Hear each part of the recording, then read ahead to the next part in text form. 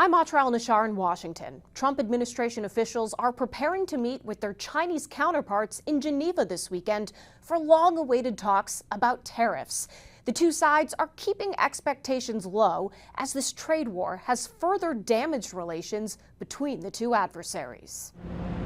The first meeting between global superpowers feuding over trade is Saturday in neutral Switzerland. The hope isn't the U.S. and China make a deal yet, but that they'll de-escalate, turn down the temperature, and maybe the tariffs. President Trump has put a 145% tariff on Chinese goods. China hit back with 125% on American goods. 80% tariff on China seems right, up to Scott B., the president said Friday morning, referring to Treasury Secretary Scott Bessent, who, along with U.S. Trade Rep Jamieson Greer, will meet face-to-face with their Chinese counterparts to test the water of potential negotiations. On Saturday and Sunday, we will agree what we're going to talk about. China has repeatedly said they're open to talks with the U.S. based on mutual respect and has publicly called on the Trump administration to cancel its tariffs. President Trump has said he won't remove tariffs to get China to the negotiating table, but has been saying this in recent days. Right now, you can't get any higher. It's at 145, so we know it's coming down. Which side will blink first? Which economy can bear the most pain? Trade between the two is essentially halted, and consequences are setting in on both sides of the world. In the U.S., certainly the risks to higher inflation, higher unemployment have